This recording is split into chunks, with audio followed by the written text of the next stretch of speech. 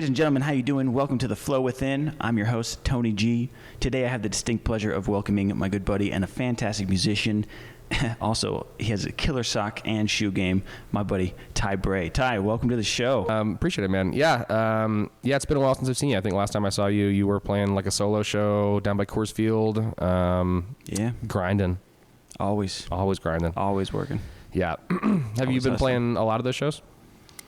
I mean, honestly, yeah, just breweries have been hitting me up left and right. I do some just kind of like random events Saturday and Sunday days sometimes that are really cool because I get to show up around 10 and I'm out of there by 1. So that's it's great. Nice, like super easy. Easy money. You still gig. have pretty much your whole day. Yeah. That's nice. It's been cool, you know. It's definitely just that cover gig. So I mean, I know you play cover gigs too. So right now it's actually still kind of fun. But I mean, I remember from years past where it's just soul crushing when you're just like, well, I got 5 gigs this week and I'm just gonna play the same 40 songs. How many times can I play Wagon Wheel this week before I changed it now. Every time I play Wagon Wheel, I get to the last chorus.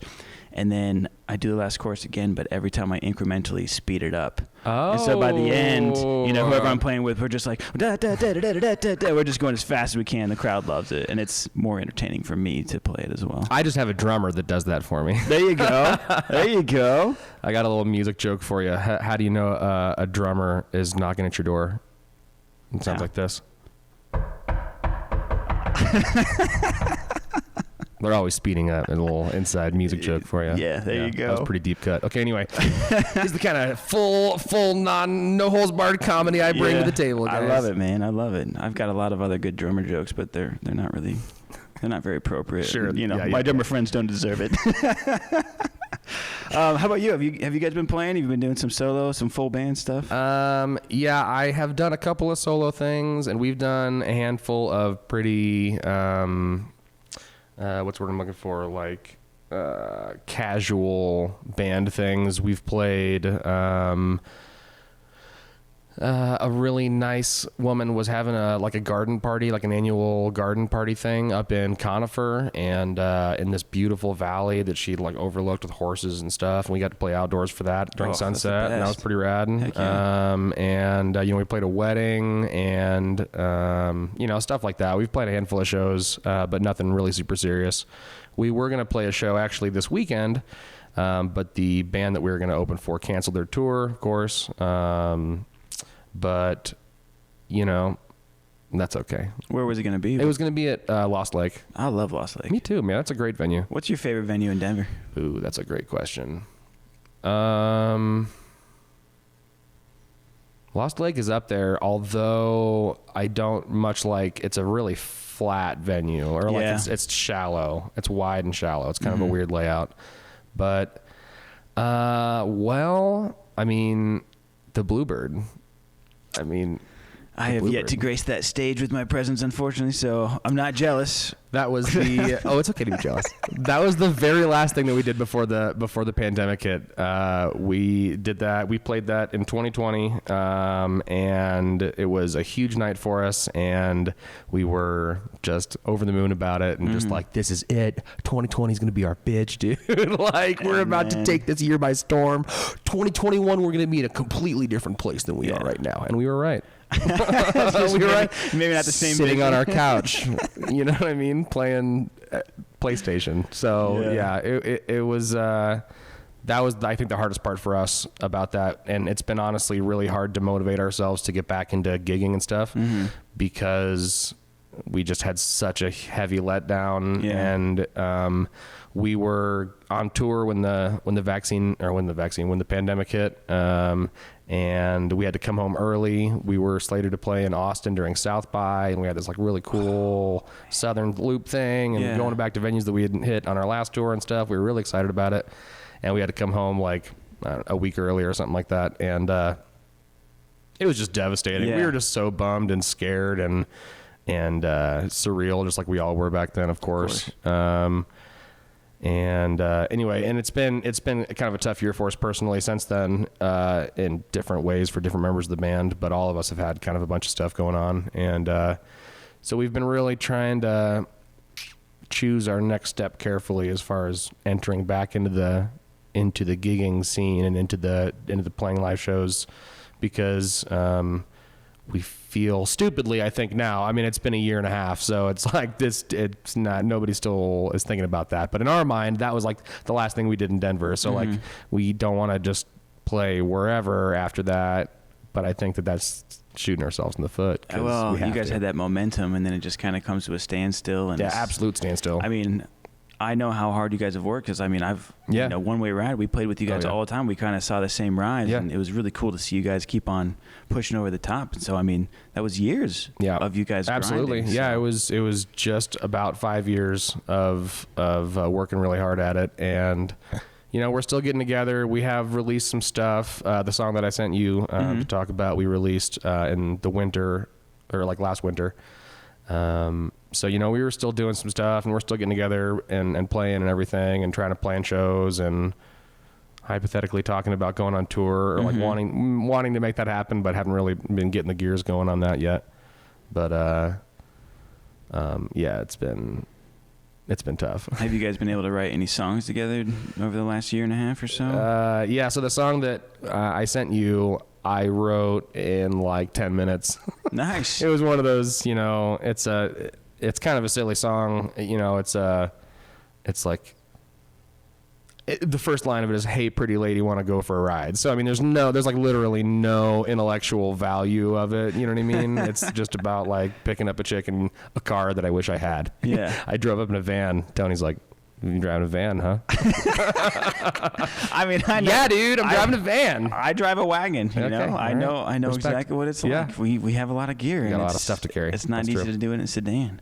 Well, why don't you go ahead and tell us about this song? Like, give us a little bit of a backstory, and then let's go ahead and play it. Listen to it. Right on. Well, it's called "Take It Slow." It's like I said, it just kind of came to me, and we.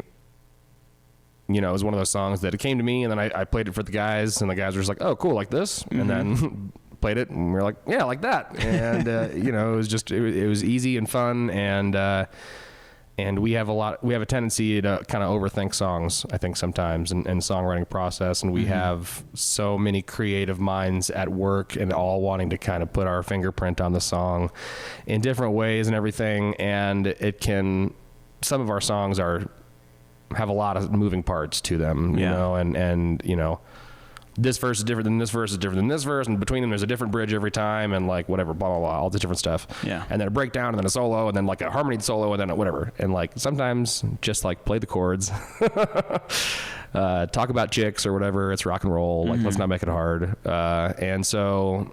Yeah, it was really fun. We got to record it at KMG Studios up in Boulder. Nice. Mitch Zonnefeld reached out to us, and they do a thing there that they actually give free recording time for musicians who are willing to be guinea pigs for a final project for their recording school. Oh, very cool. So we worked with probably a dozen or maybe 15 engineers, producers on that song. One of them had a lot of experience, and many of them had about 6 months of experience. Yeah. And I don't think that actually happened, but it was it was truly like that. Like there was a guy who was holding a 1/4-inch cable, looking at the bottom of a microphone with furrowed brows, and I was like, "Bro, XLR cord right here." So anyway, it was nice to go into a studio and be like, know what was going on more than everybody else. But they did a really good job, and the dude teaching the class, whose name escapes me, sorry man, but he did a really great job, and we got a really good recording out of it, I think, for like 2 days worth of re-recording. So wow. That was fun. And then we recorded this music video, and we did it all ourselves. We came up with the idea for it and took my van out to a rural street in super East Aurora, and made this video. That's awesome. Yeah, it's pretty fun. I'm actually at least as proud of the video as I am of the song, because it was really fun for us. We all worked together on it and kind of had different ideas for it, and I edited it, and it came together really well, and this is pretty cool. Cool. Well, Yeah. let's give this song a listen. This is gonna be fun. I'm excited.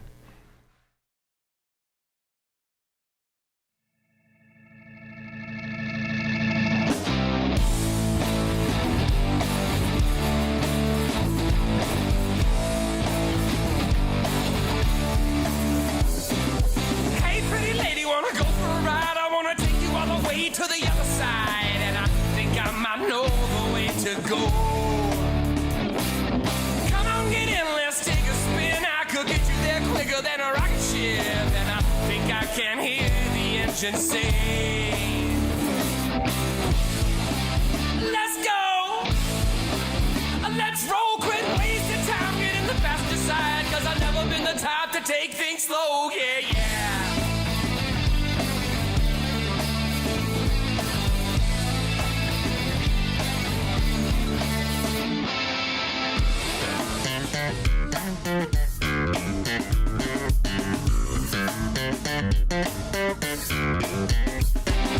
You and me, baby, in a speed limit sign, and never gonna get along unless it's 99. And my motor's driving you insane.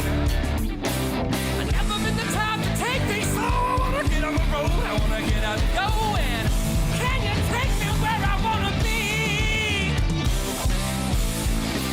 Let's go.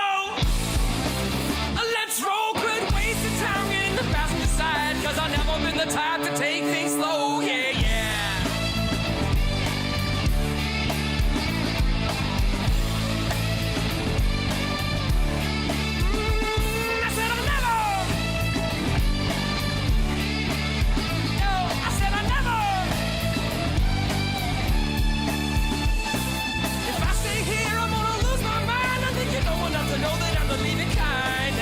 This time I want you to be with me.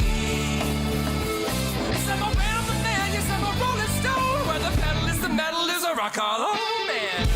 Now I wanna hear you say, let's go.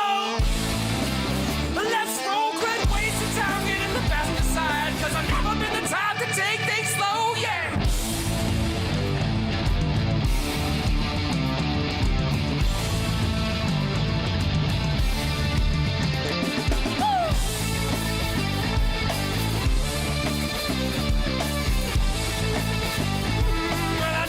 Time to take things slow, yeah, yeah.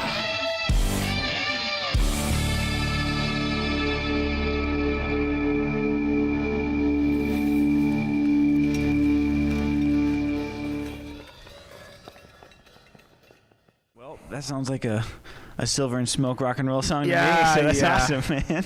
I don't know. I honestly haven't listened to or watched that in like 8 months. So it's funny going back to it now and being like, as an artist, you always look back at things and you're like, yeah, could have done that. Another take, maybe. Yeah, we're always our own harshest Yeah, critic. we absolutely are. But yeah, it was fun. It was really fun. We all had a blast making that. Funny enough, Tanner, the drummer, and I both just got drones since we made that video, and that would have made that video 10 million times easier to make. Oh, get that overhead shot. And the overhead shot and the tracking shots, because we had Rick for all those shots where it's like the camera's going along with the van. We had Rick on his skates, like doing that, and then we also had both Rick and I's ex-girlfriends in another car, like going next to us for some of it. So anyway, it was a lot of fun to make, though. It was a good time. That's and you awesome. got some good inside views of KMG there. It's a nice studio. Yeah, that was really cool. Yeah, it's cool. It's good. It's a good spot. That's awesome. So with your songwriting process moving forward, you said you kind of wrote that one in like 10 minutes. Is that still where you guys are kind of headed with your direction? Just like no frills, just rock and roll, just. You know us. We don't really have a direction. The listeners probably don't. I mean, don't know us. But yeah, our the last show we played was a taco festival, and somebody came up to us and they said, "Eclectic mix of music, guys." He didn't say good set. Yeah. He said eclectic mix of music. So yeah, we're like all over the place. So that one is definitely like full on verging on 90s Jarl butt rock, like rock and roll, which is fun. But yeah, we don't really. No, that's not the direction I would say we're going in. We do have a ton of new material because the last album that we released was in 2018, I think. 30p was a long time ago now. And we have so much material that is totally unreleased. And like we have more than an album worth of stuff that we just haven't really gotten around to recording yet. So I think that's one of our goals really for this winter, is that we need to get an EP down so that we can tour on something in the early spring. But we've got so much material, and none of it sounds like that except for that. It's always good to have an eclectic mix. Yeah. I think that's a great compliment, to be honest. I definitely took it as a compliment, but it's just always funny. It's always funny right after a show, the things people will come up to you and say. Yeah. Do you know what I mean? Like, oh yeah, they come up and they're like, nice shirt or something like that. And you're like, fuck you, dude. The one that I have that I still remember, this guy walks up to me and he goes, well, you're better than most. And I'm like, what is that? I still ponder it to this day. I still don't know if he meant it as a good thing. Tattooed on your chest, dude. Yeah, better than most. One time I was playing a solo show, and I thought I played pretty well. And I went to get a drink afterward, and the bartender, I was like, how's your night, man? He was like, it's pretty good, man. I was like, yeah? What'd you think of the music? He was like, oh, it's fucking terrible, dude. Not realizing that you're the musician. I don't think so. I didn't seem like he was joking, and I was like, totally, man. Yeah, fuck that guy. He's the worst. I agree. Anyway, I think I still have a little bit of room on my band tab, so how about a PBR? So yeah, here's a drink ticket. Yeah. So it never ceases to amaze me the things people will say to you directly after a show. But anyway, eclectic mix, I'll take that. Why not? So with this new material, how have you guys been like? How have you guys been finding the drive to really focus on it? It's been really hard. And like I said, it's been a tough year for us on a personal level. I mentioned Rick and I's ex-girlfriends. Yeah. We had several relationship fallouts with over the last year. And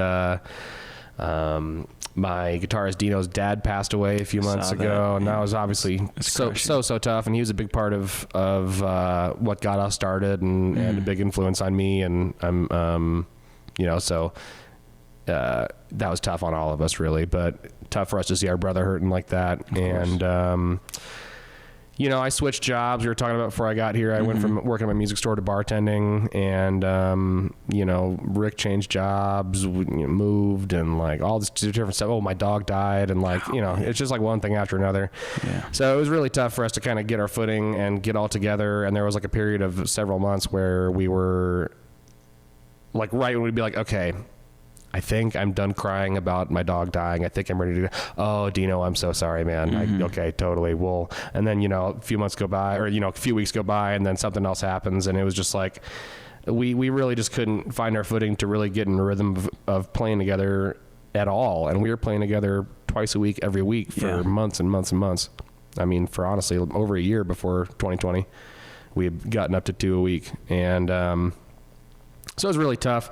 And the nice thing, though, is that we had spent so much time rehearsing and writing together that, when we do come back, it's fairly, it's we're not leaving a bunch of stuff on the table that we're not remembering how to do or whatever. Yeah. It's all, the cylinders are all firing and stuff. So when we do get together, we have been writing some stuff. Dino and I are kind of the main songwriting force within the band. And so each of us have kind of had various riffs and chord progressions and stuff that we've been working on, but it's all pretty hypothetical right now. Do you ever find yourself trying to harness that emotion that you get? The listlessness. Yeah, for me, a lot of my best material just came from really, really hard parts of my life that because they were really true and emotional. Yeah. Did you guys use that a lot when you were writing, or did you try to I don't know. There has not been a song. The only song that's come out of any of that hardship, really, I mentioned right when I got here. I did write a song about my ex and I breaking up, and it was. I might release it. I wanted to do a solo album this year, and I might do a little EP or something like that. But it was just. It is real when you have that kind of emotion and that kind of thing that happens to you, whether it's a breakup or someone you love passing away, or even just general depression. You can still like you say, harness that. But I think that honestly, a lot of it has been kind of too raw for us to really want to conceptualize and make into a thing that makes us think about it. It's cathartic for me with relationships. I like always do that. I've never had a breakup that I didn't write a song about. Yeah, definitely. Right. I mean, that's how it goes. And those are generally some of my better songs. Have you ever written a love song that was good? Yeah. Nope. Yeah, that's the important caveat to that question, because I don't know that I have either. Writing a love song is one of the most difficult things of songwriting. It's so hard not to sound trite and overplayed and cheesy and everything like that. And so but it's really easy to not sound those things when you're pissed off or when you're sad or whatever, It's interesting. I mean, I found myself writing some of these songs years after a breakup, so I don't understand that sometimes the feelings are just like too raw and you can't think about it from like a songwriter perspective, I guess. Like you're just writing down a stream of consciousness and you're like, that is not going to make a song. You need to obviously like yeah, dude. Put in some poeticism, make it a little bit more poetic. And some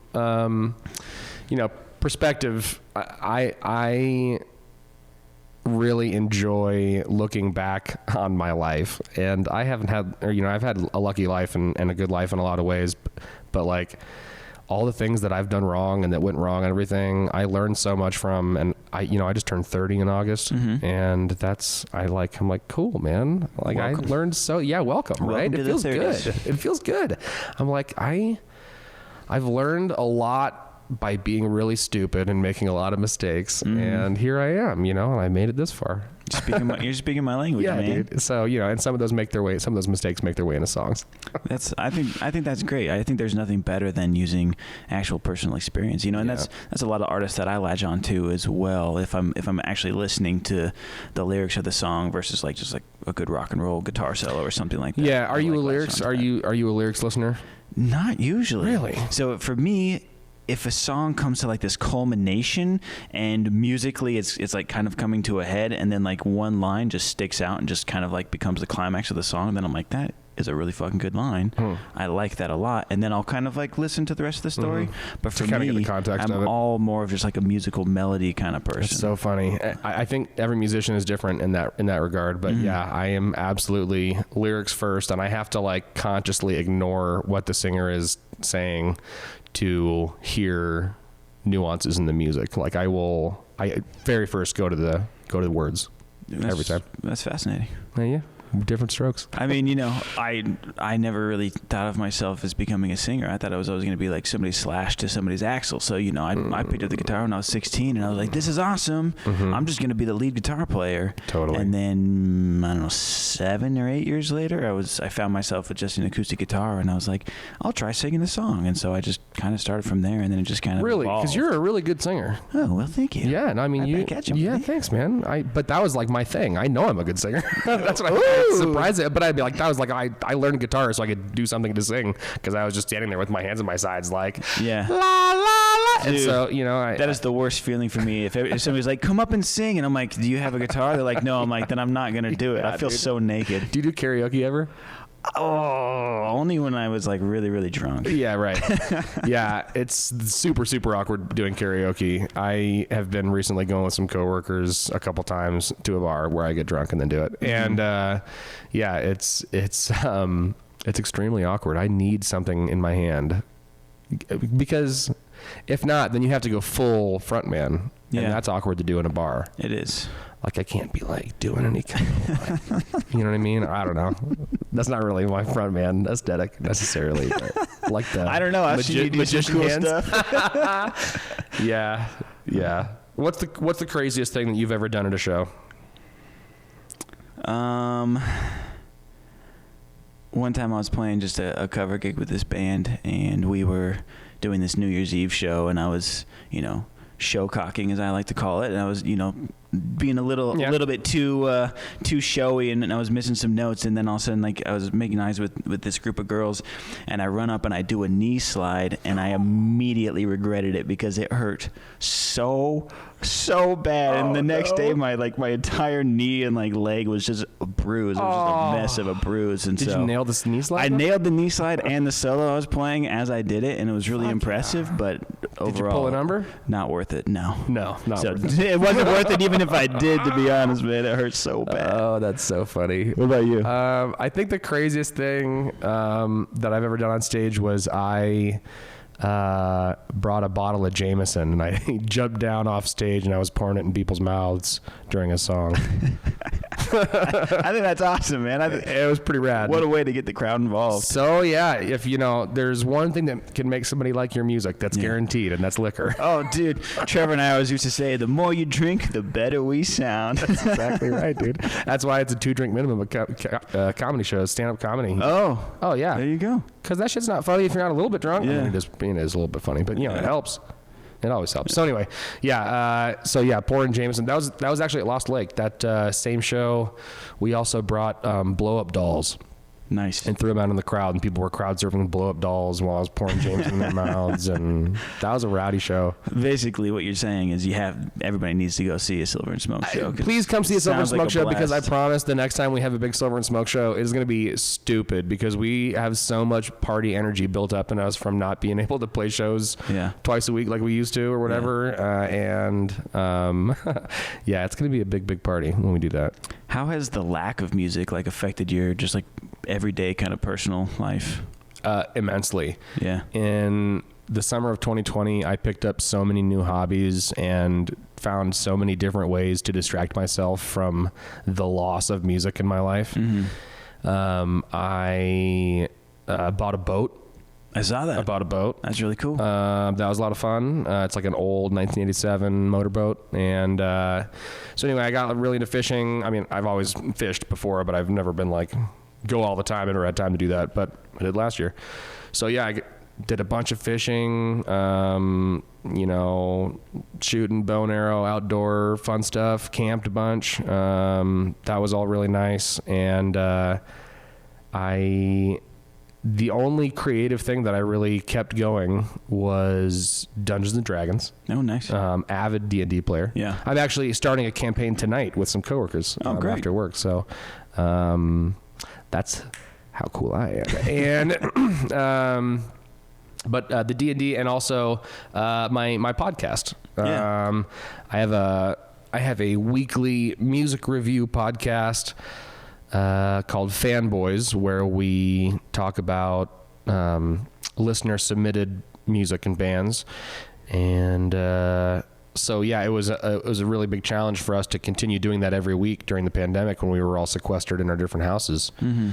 Especially because one of us lives in the Springs. And so that was the creative challenge that I really set my mind to, that I was able to focus on, that wasn't music, was the podcast. And I'm glad that we stuck with it, because now we have just breached recently 100 episodes and crossed the 2-year mark and everything. And it's a good show. I'm proud of it. Like, I'm proud of my band. You know what I mean? It's one of the things that I feel like I did a good job on.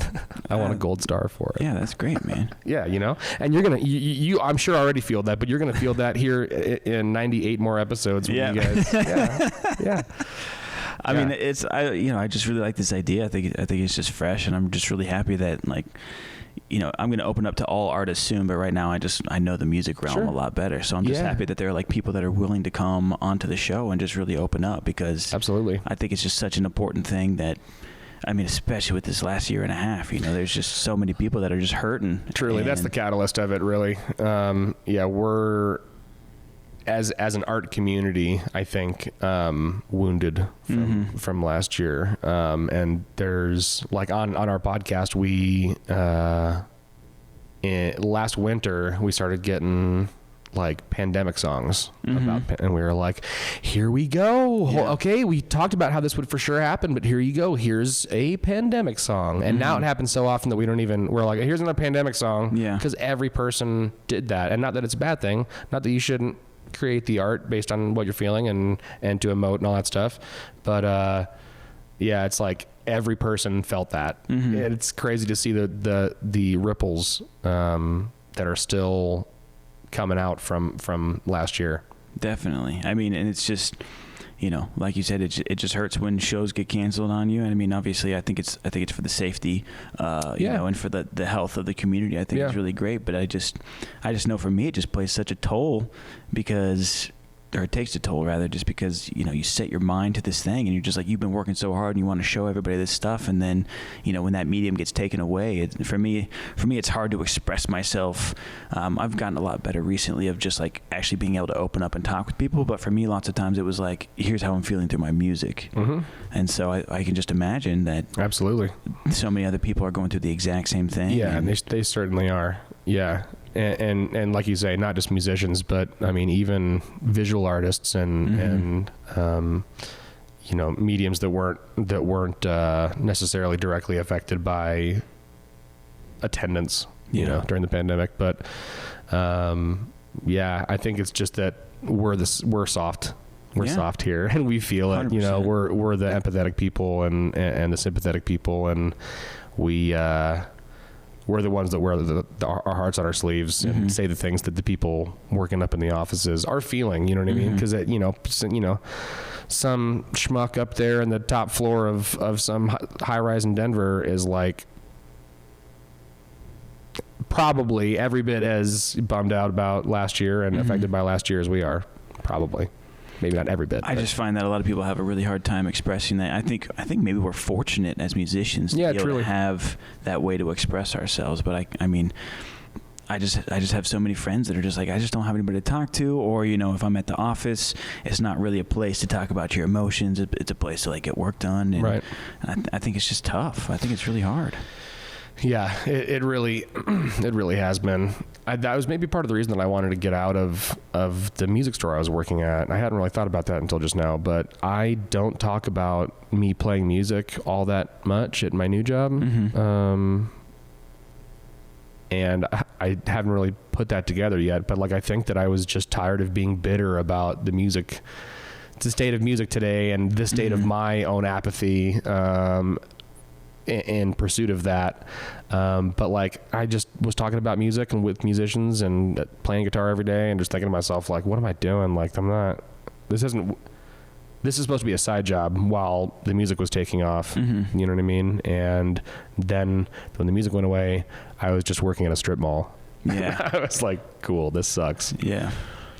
So, somewhat of a lateral move to bartending. I mean, it's not like I've spent my whole life being a musician. It's not like I've got a ton of professional experience to go do anything else really. But, it's interesting. I feel like I maybe just got tired of being salty about it. Cause I was, people would be like, what do you think's going to happen? I'd be like, I don't know, man. It's probably, I was just like, I was such a curmudgeon about it.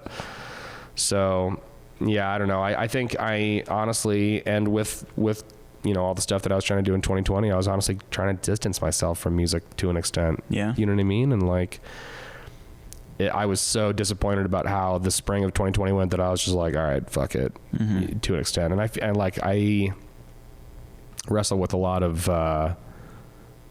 anger at myself, unhappiness with myself for the way that I have and am still handling that. You know what I mean? And lack of motivation and getting back up on the horse and knowing how hard I worked my ass off 4 years ago to get to where I feel like we are now.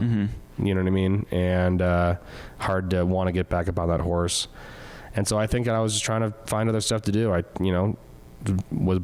switched to bartending and started doing all kinds of outdoor stuff and focused on my podcast and playing nerd games. And it was honestly just to kind of be like, okay, putting music out of my mind for right now. I can't focus on that.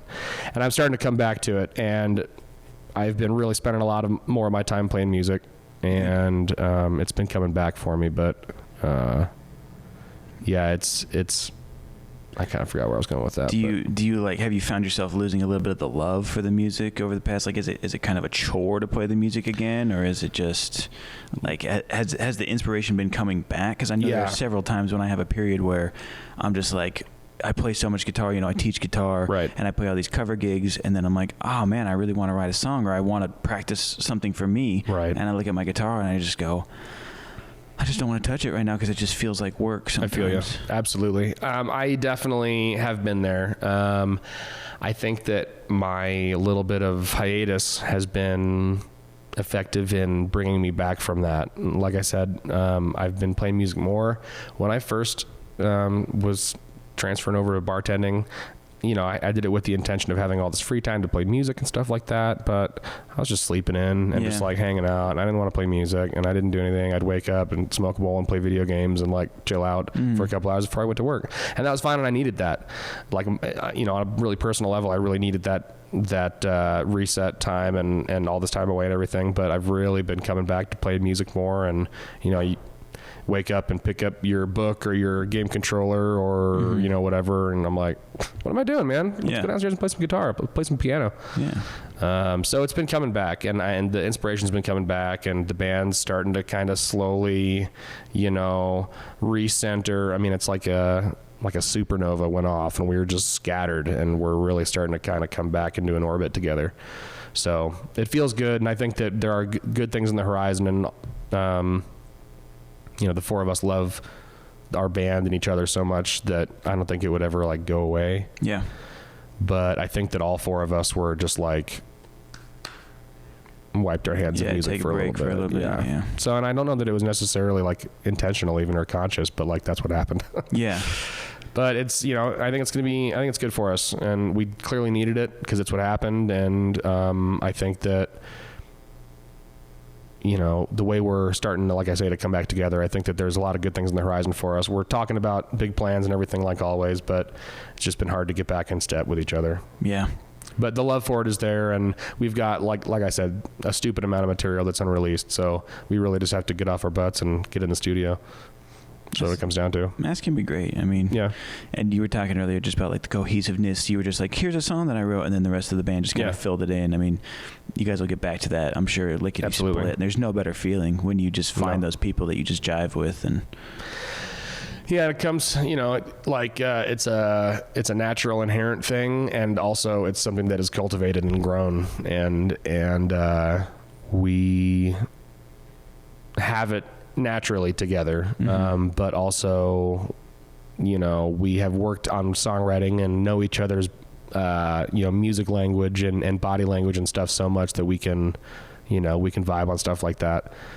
But you know, it's also kind of hard in that regard too. How so? Because everybody's just got to be on the same page, or I don't know, like it's that's part of the thing too, is when you're coming together to write as a group, it's a lot more difficult than being like, here's the song, play these chords, it's going to go like this, here's a chance, now you do something, okay, now bass solo, cool, yeah, you want to do that, whatever, right on. And then that just kind of like colors it in. But when you sit there and you've got no start whatsoever, and everybody's just like got their arms folded on their guitars and like looking at each other, that's hard. I know that feeling. That's a tough feeling. And that's discouraging too, because then, you know, you start kicking around ideas. No, I'm not crazy about that. I don't really know what to do with that, whatever. And then, you know, 2 hours goes by and you haven't done anything at all. You just played a bunch of like half-written, half-baked licks. And, it can be hard like that too. So that was part of the reason that song came together as well as it did, as it was just like, cool, here's an easy, stupid song. You guys learn this one. It's fun. You guys want to rock out? Yeah, cool. Those are really fun. Yeah, they come together like that. Yeah. That's always a good time. Yeah, but you know, it's all in what you make of it. Of course. Yeah.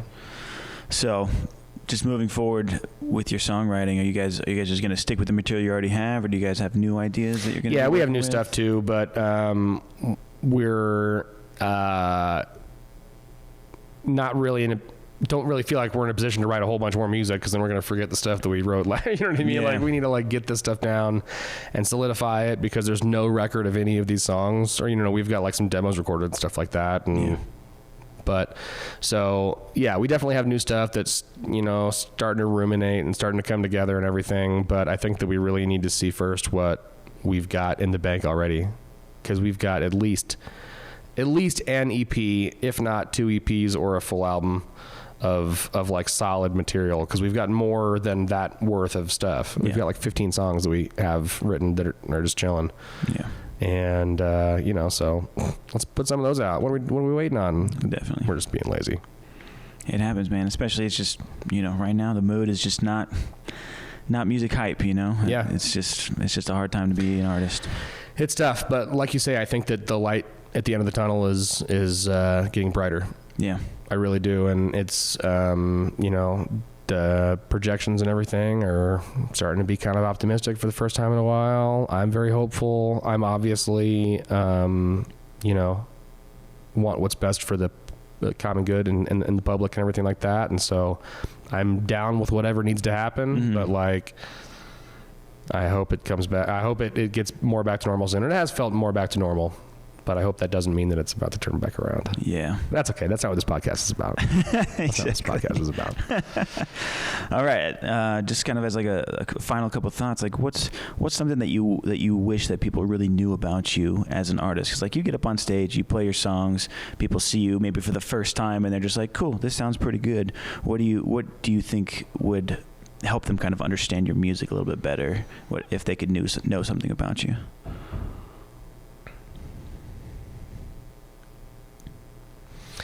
I think the most important thing to understand about our music is just that we are, as a band, four super, super different people. And we have very different backgrounds and likes and dislikes in music. And they all, we connect in a lot of different ways and a lot of different points and everything. But we're all super different. I'm really like contemporary singer-songwriter stuff, mostly singer-songwriter. Dino is like big into The Who and classic rock and all that kind of stuff. Rick is a big like punk ska rocker dude who's classically trained and has his degree in upright bass. Oh, really? So he's kind of his own dichotomy. And Tanner is really into kind of like the alternative, like Tame Impala or Portugal the Man and that kind of stuff. Okay. But anyway, so we're just like really all over the place, and it's the eclectic mix. You hear it in our music, and like that's the thing is that we always say is, if you don't like this song, like give it a couple minutes and we'll throw something else at you. Maybe you'll like that one. But it really just comes down to all of us enjoying playing music that is somewhat like what we like, but also some mix of everything else in there. I mean, I really think you can hear lots of different genres in most of our songs. We have some things that are super center lane, but a lot of our stuff, you're like, oh, that's kind of a weird part there. Or like, whatever, that's, oh. So, yeah, it's just we're very, very different people. We're the opposite of a band who's like, Metallica was the greatest band of all time. We're going to fucking play just like Metallica. Yeah. So we're not those guys. And those guys are great too. Whoever those guys are, but those people. But we like to be all over the place. And we hope that our listenership is as ADD as we are, ADHD as we are. Yeah. And wants to bop all over the place. Yeah, you guys put on a fun show. Every time I watch you guys play, you guys are, I fancy myself to be a little bit of a monkey when I'm on stage as well. But Absolutely. I love watching you guys because, like, everybody kind of has that energy. Absolutely. Yeah. And likewise for One Way Ride, you guys were a blast, and you had, over the years, all kinds of different personalities up on stage with you guys. Yeah. And of course, talk about Trevor for a little bit. He's just like a front man. He was born to be a front man. Yeah. He's like, if he was a cyborg, he would have a Steven Tyler bandana from his wrist. That would just be his only cybernetic enhancement. You know what I mean? Or like maybe a second belt. Like his conch belt, his Jim Morrison conch belt. Yeah, exactly. Yeah.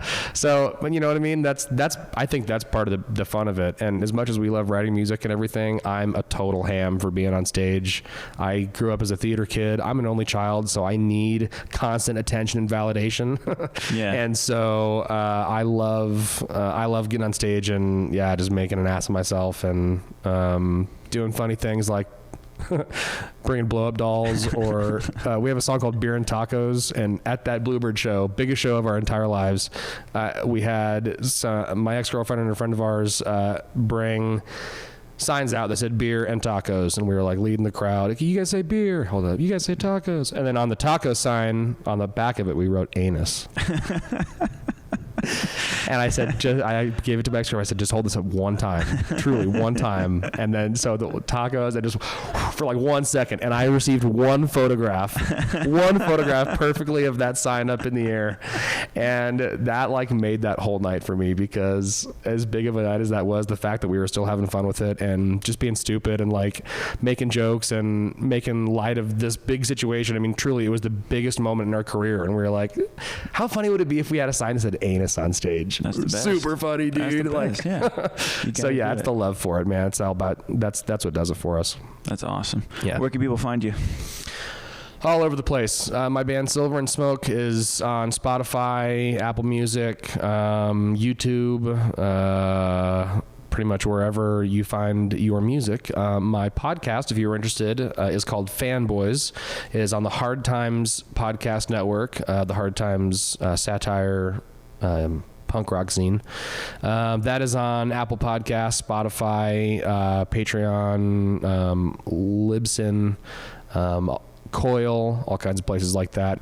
Our show comes out every Tuesday. There you go. It comes out every Tuesday, and yeah, it's we've had bands from all over the world, 5 of 7 continents, something like I think probably over 20 countries, all over the world and America, of all different kinds of music. So it's a really, really fun podcast. Super NSFW, full, just a warning for that one. Don't listen to it with your kids. But yeah, it's pretty funny stuff. But yeah, my podcast and my music is pretty much wherever you're trying to find that kind of stuff. Well, make sure you guys go check this guy out live. Listen to his podcast. He's awesome. I've been lucky enough to be playing shows with him for many, many years. I'm glad that we've shared some awesome stages together. It's been a pleasure. So yeah, likewise, man. Thank you so much for having me, Tony. I really appreciate it. Seriously, we'll have you back again. It's gonna be fun. Right on. Cheers. All right, this is The Flow Within. I'm Tony G. We'll see you guys next time.